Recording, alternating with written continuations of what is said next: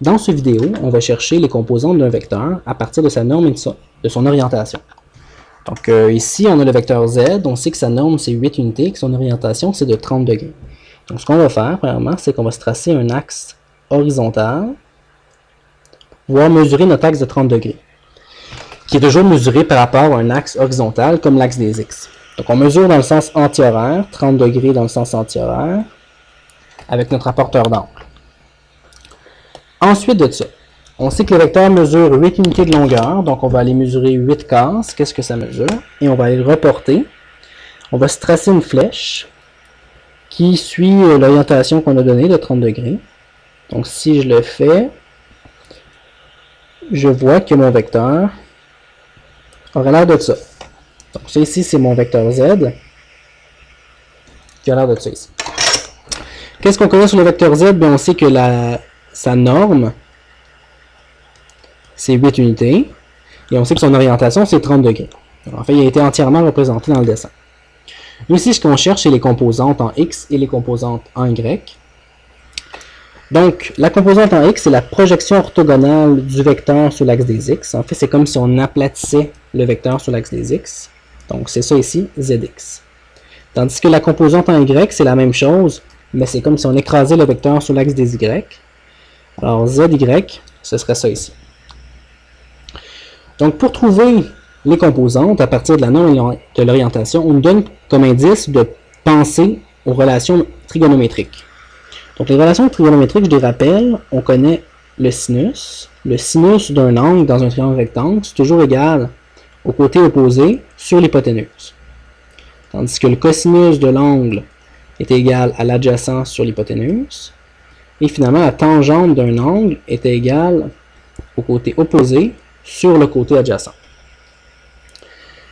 Donc ici, si on y va de façon générale, nous, dans notre triangle rectangle, ici on a un beau petit triangle rectangle, et on voit que la composante en x, zx, c'est le côté adjacent à notre angle de 30 degrés. Tandis que zy, c'est le côté opposé à l'angle de 30 degrés. Et la norme du vecteur, c'est l'hypoténuse de notre triangle rectangle.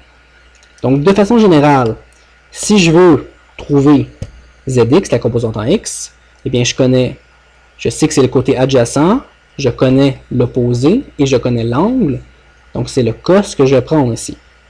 Je sais que le cosinus de l'angle va être égal à l'adjacent, qui est la composante en x, sur la norme du vecteur z.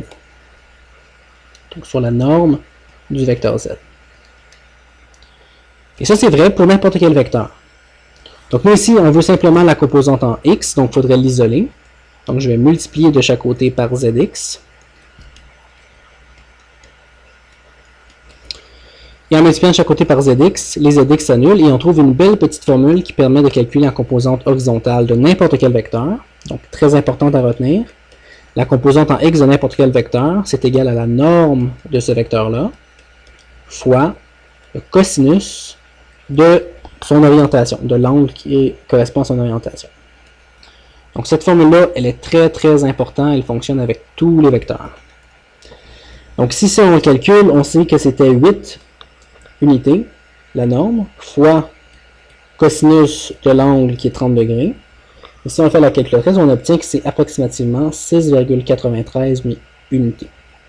Donc la composante en x du vecteur, c'est 6,93 unités. Donc par le même principe, on peut trouver la composante en y du vecteur. Donc cette fois-ci, la composante en y, c'est le côté opposé. Alors on va prendre la relation sin, qui dit que le sin d'un angle, c'est égal au côté opposé, qui est ici la composante en y, sur l'hypoténuse, qui est la norme de notre vecteur. Encore une fois, nous, c'est ce qu'on veut, c'est la composante en y. Donc, si on multiplie par la norme de chaque côté, on trouve, en annulant les normes, une belle petite formule, encore une fois, qui nous permet de calculer la composante en y de n'importe quel vecteur. Donc, on a zy, la composante en y du vecteur z, qui est égale à la norme du vecteur z, fois le sinus de son orientation. Donc, une autre formule à retenir, très importante. Si on passe par nos nombres, on a la norme qui est 8 unités, fois le sinus de 30 degrés, qui nous donne exactement 4.